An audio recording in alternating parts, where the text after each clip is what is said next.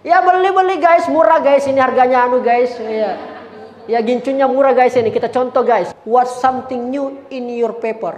What's something new in your speech? Siapa yang tidak beradaptasi, siap-siap akan punah.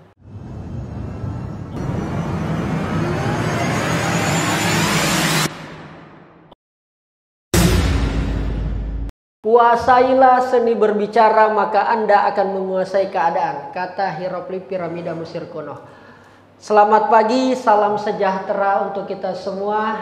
Tentu tujuan saya cuma satu, tidaklah cantik seorang penari kalaulah tidak memakai pita. Tidak mungkin kita kemari kalau bukan karena cinta. Semangat Bu ya. Baik, oke. Bahwa semua orang bisa speaking Bu. Semua orang bisa bicara, tapi tidak semua orang bisa public speaking. Semua orang bisa speaking, semua orang bisa bicara, tapi tidak semuanya bisa public speaking. Nah, ketika kita berbicara pelatihan, berarti ada sesuatu yang akan kita dapat keluar dari ruangan ini. Makanya ibu-ibu sekalian, tahan saya pulang kalau kemudian ibu-ibu tidak mendapatkan sesuatu. Minimal sekali adalah pengetahuan. Minimal sekali pengetahuan. Karena pengetahuanlah yang menggerakkan kita untuk beraktivitas sehari-hari. Tanpa pengetahuan ibu-ibu sekalian, maka pasti kita akan sangat kesulitan untuk menghasilkan sesuatu yang terbaik versi kita. Ketika niat tak baik untuk ibadah, maka insya Allah segala sesuatunya akan datang dengan mudah. Amin. Pak Rijal, pekerjaan apakah sebenarnya yang betul-betul membutuhkan public speaking? Banyak ibu-ibu. Kepala dinas kita butuh pandai menguasai public speaking. Istrinya Pak Dewan, Dharma Wanita, bagian di dinas, itu butuh sekali public speaking. Karena itu tadi mampu kita ada kontribusi melejitkan prestasi kita. Banyak sekali profesi. Contoh sederhana lagi, yang lagi tren itu stand up comedy. Tidak mungkin orang bisa melucu kalau tidak menguasai public speaking. Jadi konten kreator, selebgram, TikTok itu juga butuh skill public speaking. Apalagi kalau bagian-bagian humas dan protokoler, waduh, luar biasa. Saya sudah punya pengalaman 4 kabupaten, kami bersinergi dengan humas dan protokoler, melatih public speaking. Yang terakhir adalah Kabupaten Goa, saya dipanggil bagian humas dan protokoler, termasuk urusan konten, untuk membackup konten-konten Pak Bupati dan seterusnya, secara komunikatif, melalui media. So, ini penting ibu-ibu. Karena apa Pak Rijal? Karena eranya ibu, eranya. Maunya ini era begitu. Siapa yang tidak beradaptasi, siap-siap akan punah. Makanya sekarang ibu harus beradaptasi, tidak hanya di bidang komunikasi, tapi digital. Makanya public speaking sekarang berubah ibu. Ada public speaking digital. Itu membuat konten, tampil di Facebook, di media sosial, bagaimana kita ketik dan seterusnya. Masa nak mau kalah kita tante-tante yang jualan-jualan online, itu public speaking itu. Ya beli guys, murah guys, ini harganya guys. Ya gincunya murah guys ini, kita contoh guys. Itu public speaking itu Bu. Tapi mungkin tidak ada ilmunya, hanya dia dapat saja. Ini yang pentingnya kita ibu, dapat pengetahuannya supaya bisa kita paham. Pertama ibu, kalau kita jadi pembicara pertama, jangan biasakan sandar di kursi. Jelas ibu Di? Ini kursi yang kita gunakan adalah kursi jenis futurah, yang tidak ada sandaran tangannya. Ketika ada sandar tangannya beda lagi. Apalagi kalau sofa yang empuk, yang baru duduk tenggelam ki. Kan ada juga begitu. Jangan nikmati kursinya terlalu berlama-lama ibu. Jangan sandar. Beda kalau kursinya suami tak. Mudah-mudahan bertahan di 2024 ya. Kalau kursi suami ya. Jangan terlalu sering sandar. Kepercayaan diri itu Bu adalah sesuatu yang ada di dalam diri tak. Jadi buat ibu-ibu lagi yang tidak merasa percaya diri, jangan mikir khawatir ibu. Karena percaya diri setiap orang itu ada. Hanya mungkin ibu belum temukan. Hanya mungkin anak tak belum temukan. Suami tak, kakak tak, adik tak belum temukan. Oleh karena itu belajar public speaking tujuannya satu. Bagaimana kita temukan kepercayaan diri tak. Salah satu untuk membentuk kepercayaan diri, salah satunya adalah dengan cara public speaking. Bahkan ada beberapa dokter, ada beberapa ahli dalam bidang psikologi menggunakan teknik public speaking untuk membantu anak-anak yang introvert. Bahkan ada sedikit anak-anak yang berkebutuhan khusus supaya dia lebih percaya diri, dikasih pelatihan public speaking. Diajari cara bicara, akhirnya dia lebih percaya diri.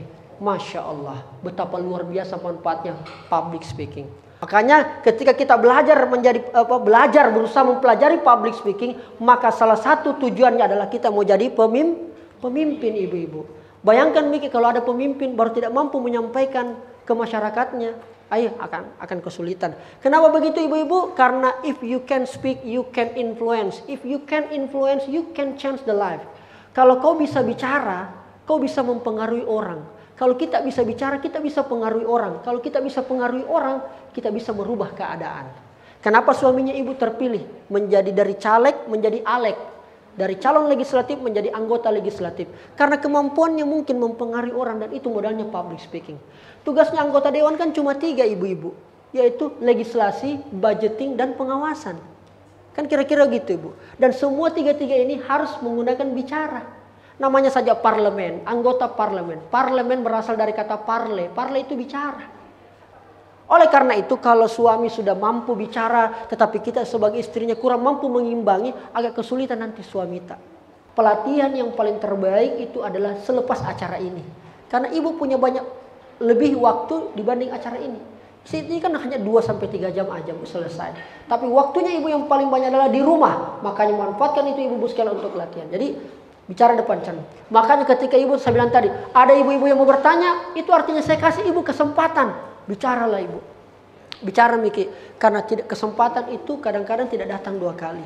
Walaupun kadang-kadang kesempatan bisa diciptakan, tapi ada satu yang tidak bisa diciptakan. Momentum. Ketika ada momentumnya, maksimalkan. Ini momentumnya kita sama-sama belajar ibu. Saya juga belajar sama kita. Maka nanti saya juga mau dengar kita untuk berbicara. Saya selalu sampaikan, what's something new in your paper? What's something new in your speech? What's something new in your presentation? Apa yang baru dari presentasimu? Apa yang baru? Makanya bagi seorang pembicara, hadirkan selalu hal-hal baru. Kenapa kita pilih Pak Yusran sebagai bupati? Karena kita rasa mungkin ada hal baru yang akan beliau hadirkan dibanding kepemimpinan sebelumnya. Nah, inilah penting bagi seorang pembicara untuk selalu memandang sesuatu hal yang baru.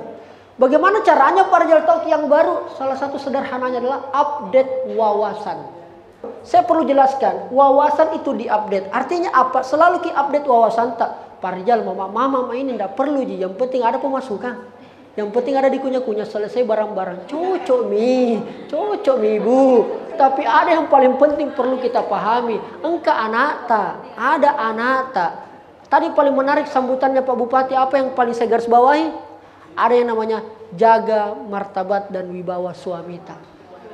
Keluarga, ya betul.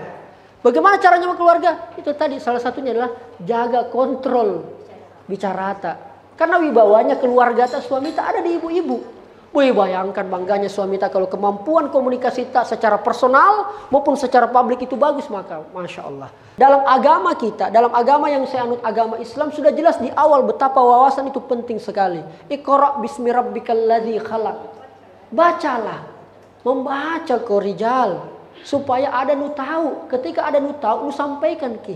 Makanya keluarlah hadis, ayat kah, balighu anni walau ayat. Sampaikan ayatku, sampaikan pesanku walaupun 1 ayat.